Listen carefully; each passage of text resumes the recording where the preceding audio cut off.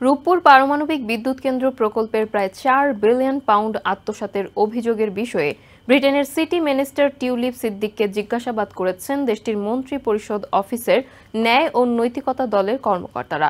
রবিবার ব্রিটেন ভিত্তিক সংবাদ মাধ্যম দ্য সানডে টাইমসের প্রতিবেদনে এ তথ্য জানানো হয়। এতে বলা হয়, বাংলাদেশের রাশার অর্থায়নে নির্মিত বিদ্যুৎ কেন্দ্র স্থাপন প্রকল্পের দুর্নীতিতে জড়িত থাকার অভিযোগ সামনে আসার পর টিউলিপ সিদ্দিককে গত বৃহস্পতিবার জিজ্ঞাসাবাদ করা হয়েছে। জিজ্ঞাসাবাদে নিজের অবস্থান তুলে ধরেন টিউলিপ।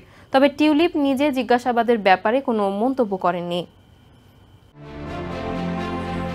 ব্রিটেনের সিটি মিনিস্টার টিউলিপ সিদ্দিক বাংলাদেশে ক্ষমতাচ্যুত প্রধানমন্ত্রী শেখ হাসিনার বোন শেখ রেহানার মেয়ে। বিপুল অর্থ আত্মসাতের অভিযোগে শেখ হাসিনা, তার ছেলে সজীব ওয়াজেদ জয় ও বোন শেখ রেহানার পাশাপাশি টিউলিপের বিরুদ্ধেও তদন্তে নেমেছে বাংলাদেশের দুর্নীতি দমন কমিশন। রবিবার ব্রিটেন ভিত্তিক সংবাদ মাধ্যম দ্য সানডে টাইমসের প্রতিবেদনে জানানো হয়, ৫ জন তদন্তকারী টিউলিপ সিদ্দিক এবং অন্যদের সম্পর্কে প্রমাণপত্র সংগ্রহ করছেন এবং তাদের প্রতিক্রিয়া জানাতে কয়েক সপ্তাহের মধ্যে তাদের কাছে চিঠি লেখার সম্ভাবনা রয়েছে।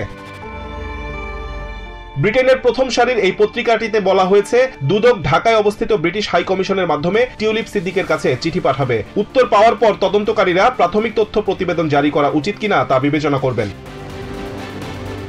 দুদকের একজন কর্মকর্তা বলেন, তদন্ত চলছে, তদন্ত শেষ হলে তারা সকলের কাছে চিঠি পাঠাবেন। টিউলিপ সিদ্দিককে জবাব দেওয়ার জন্য ডাকা হবে। দুদকের মহাপরিচালক আক্তার হোসেন বলেছেন, চিঠিগুলিতে টিউলিপ সিদ্দিক ও তার পরিবারের সদস্যদেরকে আত্মপক্ষ সমর্থনের সুযোগ দেওয়া হবে।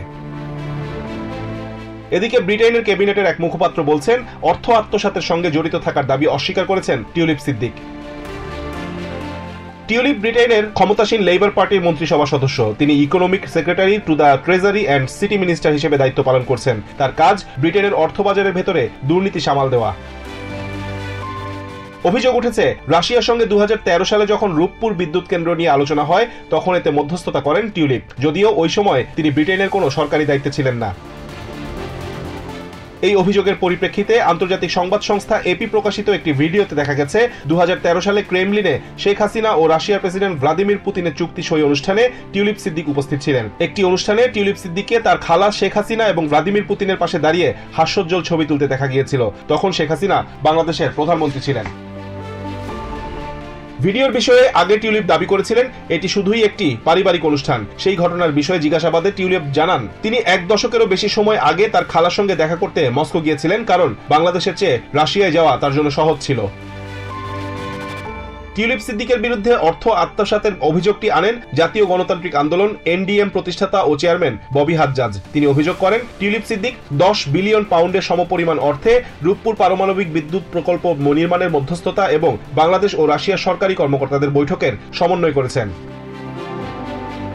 নথিতে অভিযোগ করা হয়েছে, চুক্তিতে এই প্রকল্পের ব্যয় ১ বিলিয়ন পাউন্ড বাড়ানো হয়েছে, যার ৩০% অর্থ টিউলিপ সিদ্দিক ও তার পরিবারের সদস্যদের মধ্যে বিভিন্ন ব্যাংক ও বিদেশি কোম্পানির মাধ্যমে দেয়া হয়েছে।